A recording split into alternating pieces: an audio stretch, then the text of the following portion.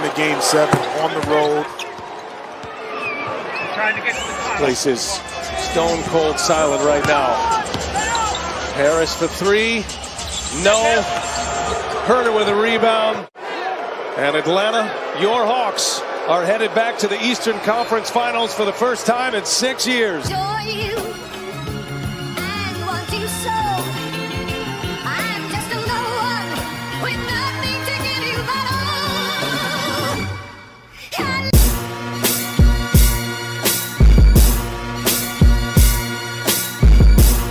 What's up, everybody? Coming up with just a little short here down the stretch.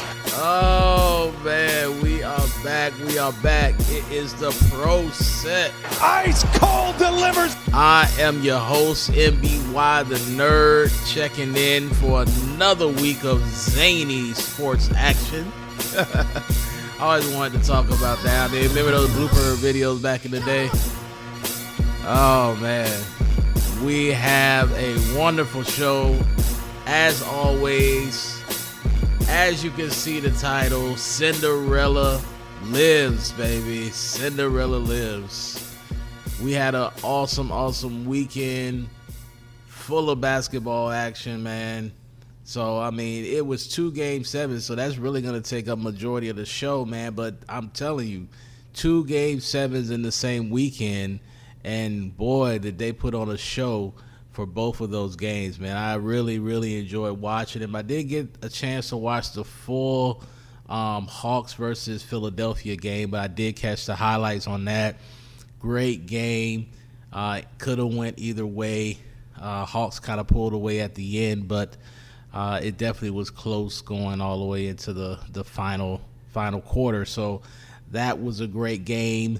We're also going to talk about probably the talk of the internet right now, which is Kevin Durant and the New Jersey Nets versus, I don't even know how to say the man's name correctly. I'm going to just say Giannis, because the last name, I can't even get it. But Giannis and the Milwaukee Bucks, what an incredible game that was. Man, we're going to dig deep into this stuff today. And, man, ride with us on this one, because this is going to be fun. It was some hilarious things said in the media after these 2 games. But obviously, if you watched the games, you saw what happened. And so, we're going to dig deep into it. So give us a moment. We're going to play this clip real quick, and then we'll be right back. 20 seconds to go in overtime. 7 on the shot clock. Here's Middleton. Off the mark. Rebound Durant. Down to 10 seconds left. Harden. Back to Durant. Guarded by Holiday. Durant for 3. Comes up with an air ball with 0.3 of a second remaining. The Milwaukee Bucks with the 113-111 lead. And that's just fatigue right there. You got to admire Durant going for the win. Had the smaller defender on him, Holiday, who got into his space. But Durant asked to do so much, as you said, Marv. 53 minutes, 48 points. Coming up with just a little short here down the stretch. But you had the ball in the right player's hands. He just could not come through. Man, I tell you, we talked about this last week. We're going to jump right into this, because the New Jersey Nets, the number 1 seed in the East, go down to the Milwaukee Bucks in Game 7. They are ousted from the playoffs without Kyrie Irving. He was on the bench watching, cheering on. But what a game it was. Kevin Durant, I can't fault him. The man left everything on the floor. Is he the best player in the world, as some have said? After watching these games, I'm not sure that he's ready to take that mantle yet. But this was what I said, last week. I like Kevin Durant as a basketball player. I think he's a great guy, but I think he works better within the system. And in this situation, he was literally inches away from winning this game. I think his toe was on the line when he hit that fallback 3 or they counted it as a 2 to even get into overtime of this game. But the fact of the matter is, it didn't come down to that one play. It didn't come down to overtime. There was so much more that could have been done. It's like a person that's rushing to get out the door at the last minute and they forget their keys. If you would have prepared yourself, prior to trying to do things at the last minute, then you don't have to worry about, making mistakes or losing things. So it's the same situation here. The analogy kind of rings true. We're talking about the last few moments of a 7-game series. So, literally the last 5 minutes and 50 seconds. So, it all comes down to that, and that's kind of what makes and breaks legacies, is that small amount of time. And although he is tremendously performed throughout this whole series, especially after Kyrie went down, him stepping up, having that historic game that he did, and then trying to follow it up with these last few games. I mean, he hit, I think, 48 points in this game, even though they did not win the game. So, Kevin Durant, yes, he definitely deserves the blame. He could have took a better shot than that. Another fadeaway probably was not going to happen. He's fatigued.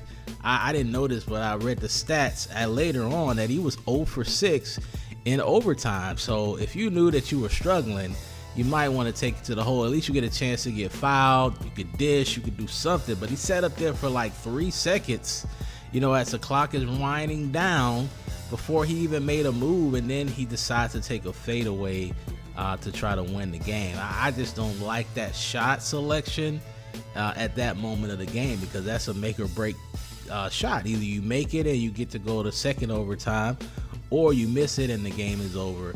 And so he missed it, game's over, series is over for Brooklyn.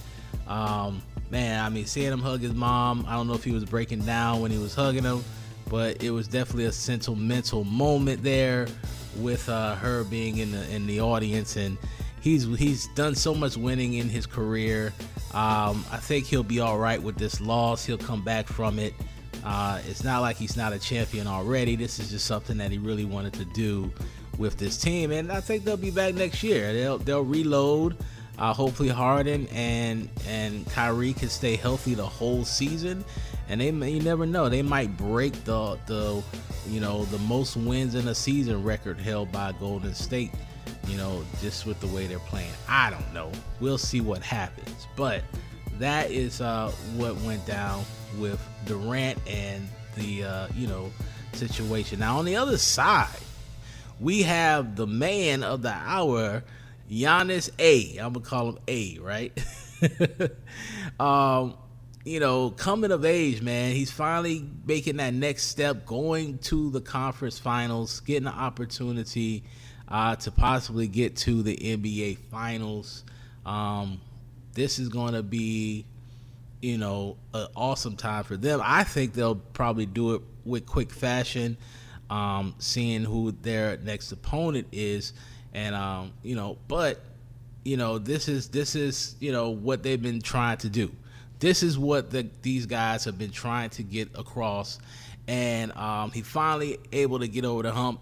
And it's not with a whole team of all-stars. It's just him and some gritty players, the PJ Tuckers, the Middletons, just all of these role players around Giannis, who is definitely the biggest star that they have, Drew Holiday and all of them. So this is a great moment for them.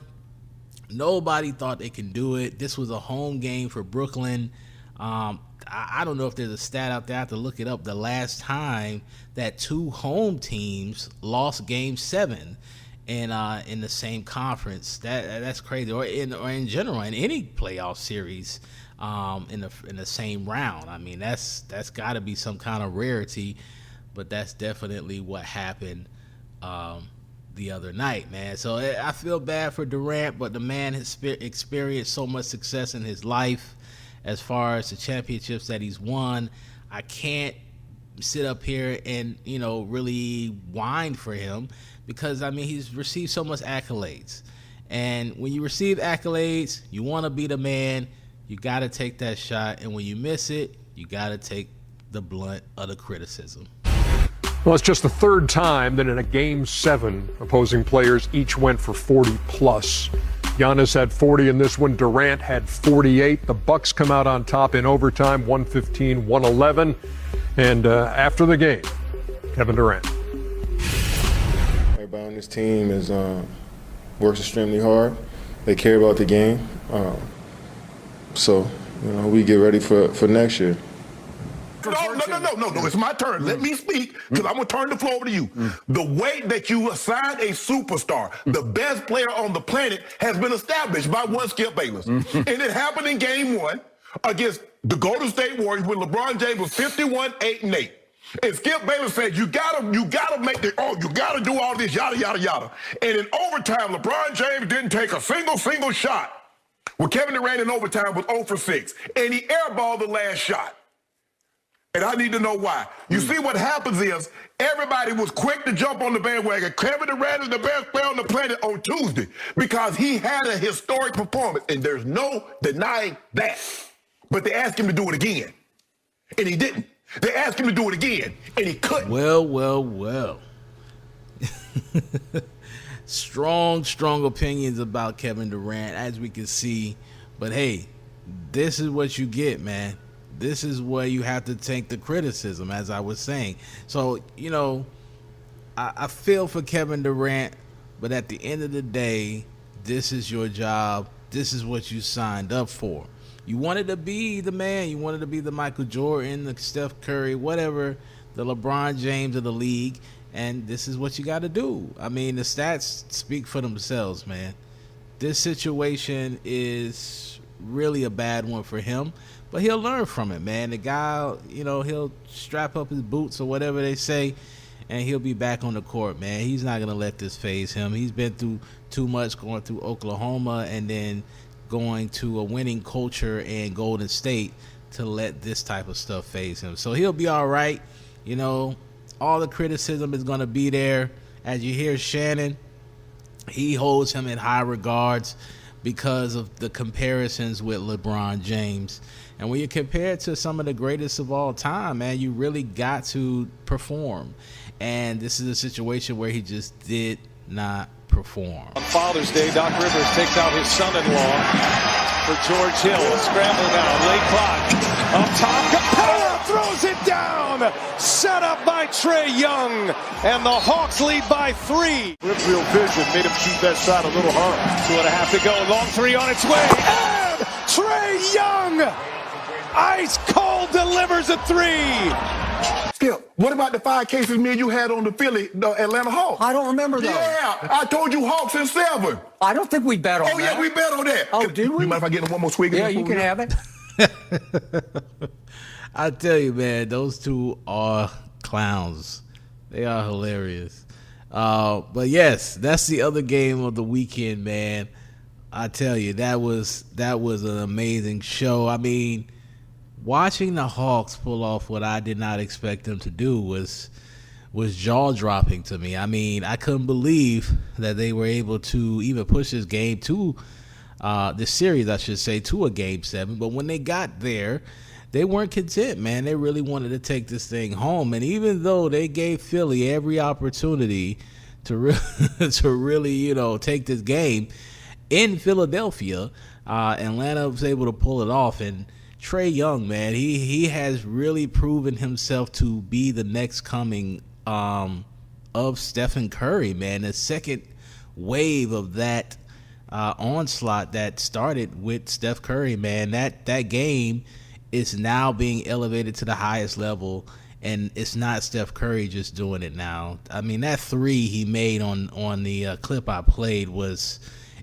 so far, it almost felt like he was close to the mid-court, the way he was shooting the basketball there. But he didn't have a great shooting night, but he was able to pull through enough points. I think he had over 20 to help the team win that game.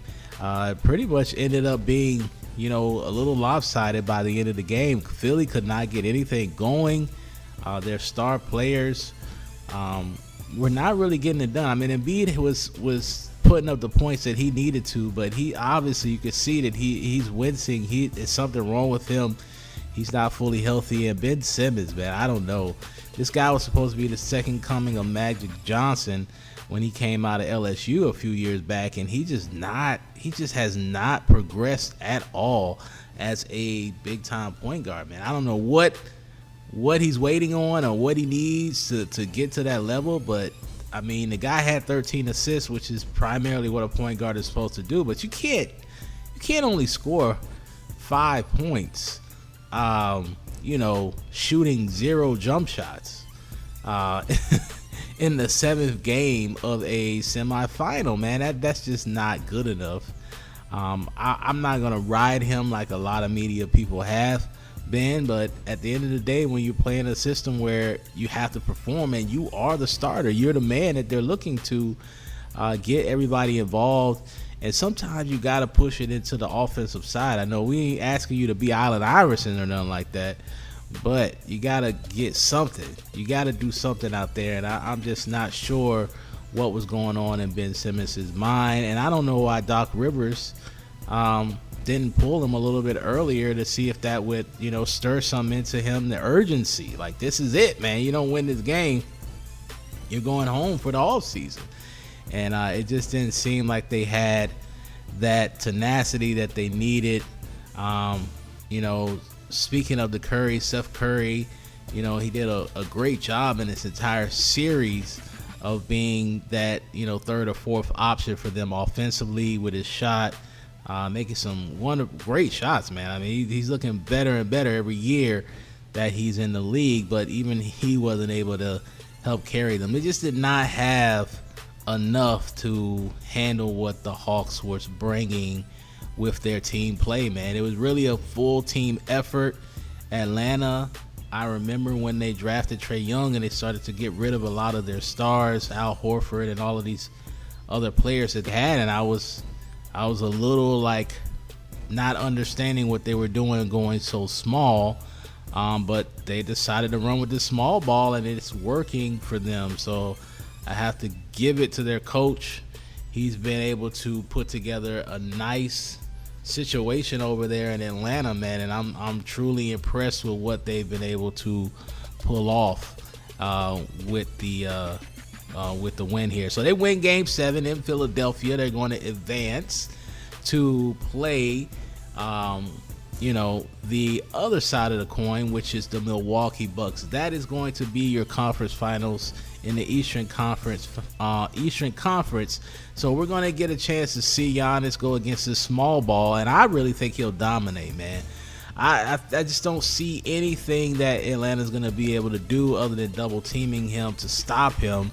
And if you double team him, you're going to leave the shooters open. You're going to leave Middleton and you're going to leave Holiday and you're going to leave Lopez open for these 3-point shots. And they want that because when they start hitting the threes, then you got to go out and guard them. And that's just going to open up the middle for Giannis. On the other hand, you also got the gun power of Trae Young and the speed of the Hawks, man. They're young. They like to run the ball. I saw a lot of fatigue on the Bucks side playing against the Nets, so I'm sure the Hawks are going to look at that and say, hey, man, maybe we can run them into the ground. Maybe we can make them super tired. The thing about this series is that both of them are coming off Game 7, so it's not like either team has had a rest. They're going to jump right into this series, and I don't know how that's going to affect either team. So we'll see, man. It's going to be an interesting series. I'm excited to see this series. Hawks versus Bucks. Who would have thought it? Cinderella is still alive, man. Nobody thought that the Atlanta Hawks would be this, far, go this deep in the playoffs. So this is year 2 with a Cinderella in the NBA. Can we see the Atlanta Hawks pull off what the Miami Heat did last year and go all the way to the NBA Finals? We're just going to have to wait and see, man. And if that happens, boy, I know the city of Atlanta is going to be ecstatic, man. So, but at the same time, Milwaukee has never been in this position before as far as, having opportunity to go to the NBA Finals and play for a championship. That's something that they want to do as well. So, we'll see. We got two teams really looking forward to getting to that position, and it's gonna be hard-fought games, and man, I'm here for that. But, ladies and gentlemen, all that matters is that the Los Angeles Clippers are in the conference finals for the first time in their 51-year history, and the Los Angeles Lakers. Whatever happened to LeBron James? He's LeGone James. And guess what? We ain't started our vacation yet because we knew y'all be joining us. We'll give y'all another 8 days. Yeah, y'all be joining Clippers us. got the Suns right where they want them. Okay. Yep. Booker may have something to say about that. Well. Now it's time to say goodbye to all our fellow friends. I tell you, man, this is something that we see all the time. I mean, we're not even talking about, the playoffs without bringing up LeBron. I mean, they're at home. They've been at home for weeks now. And yet we cannot stop talking about the Los Angeles Lakers. The Los Angeles Lakers went out in the first round, but guess who's still alive? It's the Los Angeles Clippers, guys. They were able to knock off their foes without Kawhi Leonard, beat the Utah Jazz in Game 7 to get to where they're at now. Now they got a tough challenge. They got to face the Phoenix Suns. And the Phoenix Suns, even though, they're a young, scrappy team, they also have a veteran leader in Chris Paul. And, I tell you, the first game that they played, I tell you, Paul gave a valiant effort. But Devin Booker is amazing, man. This guy puts up 40 points in this game, Game 1 of the conference finals in the West, and just dominated. Chris Paul wasn't even there because of COVID protocol, so he couldn't even play. And I don't know, if the Clippers don't get Kawhi Leonard back, I'm not sure if they're going to be able to win that series. And I know Skip Bayless is excited that they're there, but just getting there is not enough, man. Steve Ballmer didn't buy that team to just get to the conference finals. He wants to win a championship. He wants to join his friend over from Dallas, Mark Cuban, in having an NBA championship or a sports franchise with a championship. And he needs his full squad to do it, man. And so we're hoping that Kawhi is able to get back on it, but it's hilarious that just getting to this point is making these Clippers fans excited, but at the same time making the Los Angeles Lakers fans so frustrated, as you can hear in Shannon's voice. And I don't know if you're on Twitter. We are on Twitter, guys. The Pro Set is on Twitter. It's a great place to get instant information. And LeBron James, man, this guy, sometimes he could be one of the worst NBA trolls of his own league. I mean, he was all over Kevin Durant for missing that three-pointer or that shot he took in overtime to get them eliminated. Because, like I said earlier in the show, they've really been comparing Kevin Durant to LeBron James, and the pressure that he's had over his entire career, pretty much. Kevin Durant is really just now getting a taste of that. And so the guy wanted to be a troll. He put out this, funny little tweet. If you want to go to LeBron's page, you'll be able to see it. So, but yeah, they can't leave him out, man. They got to talk about LeBron, man. It's just like Michael Jordan, man. Nobody can talk NBA basketball without bringing up his name. Look at that. I'm in 2021, I'm sitting here doing a podcast, and Michael Jordan's name comes up. Can you believe it? But congratulations for the Clippers for making it, but they got to do more than that, man. That Game 1 was close, but I tell you, they're going to have to play tough to beat the Suns. The Suns are hungry. It looks like they really want this. That first game was any indication, man. They may sweep this series as well and get a long break before they have to see anybody from the East. Now, can they beat either team from the East? I think so. I think the Suns could take down the Hawks pretty easily. I'm not as certain about Milwaukee because Milwaukee is just really big, man. They're really big. They got bullies on their team. Their height differential is there. They got the best player pretty much in the league right now that's left playing in Giannis. And so I'm not sure if they would be able. All I know is that it would be a great series. I think that it would be watched, and that's one thing that the NBA really struggles with is getting viewers when they don't have superstars attached to these big games. But we'll see, what happens with that. But I'm a Clippers fan. I'm rooting for Kawhi. I really want the Clippers to get in, and if the Bucks get in, that would be great. If the Hawks get in, that would be a Cinderella story. And guess what, man? We'll be talking more about Cinderella. Can Cinderella make it to the finals? That is the dilemma that we have now, man. So I'm excited to see how it plays out. Game 1 of the Clippers and the Suns is in the books. Suns take that one, but we'll see. The Clippers could come back. We'll give you updates on Chris Paul and Kawhi Leonard. Who's going to Tokyo? We're about to find out. Women's 100 is underway. JVN Oliver, a fantastic start. She's putting the pressure on Richardson. Here comes Shaqiri. Richardson's going to Tokyo. 1087.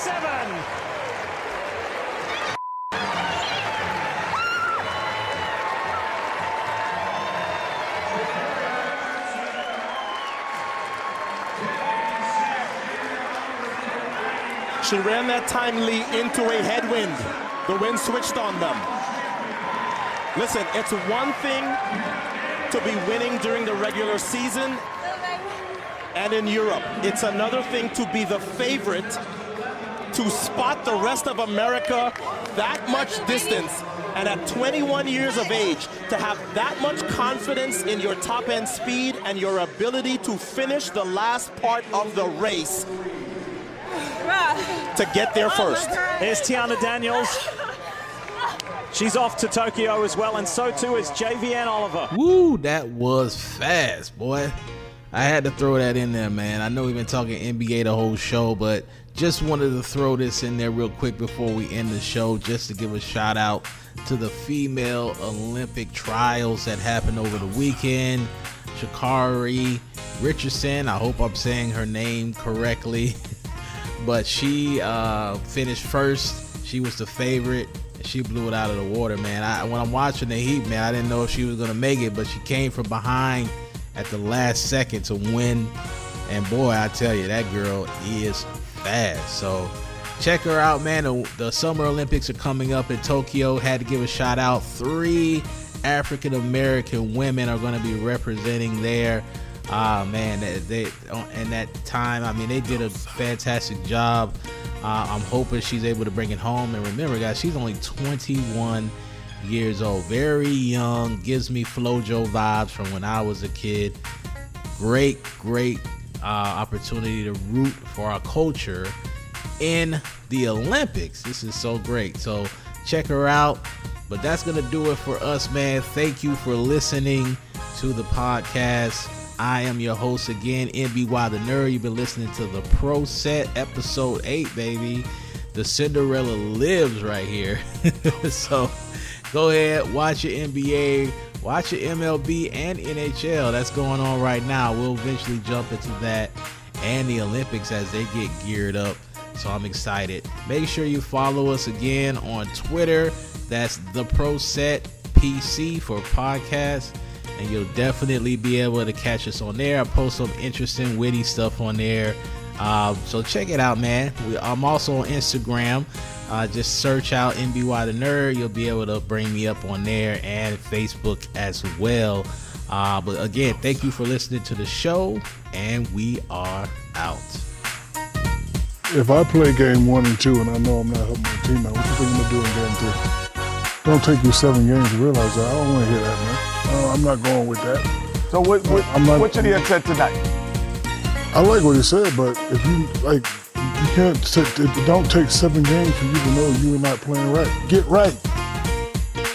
I never thought they were going to win the championship because I never thought they were going to.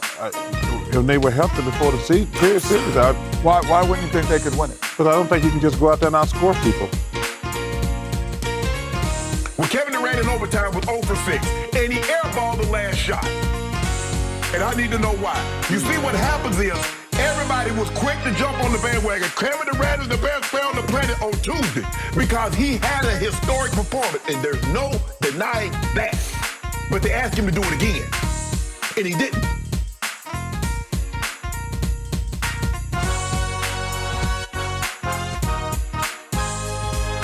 Carrie, unbelievable. We offer our deepest condolences on your loss, as well as our congratulations on what you accomplished in the midst of all of that pressure. Thank you.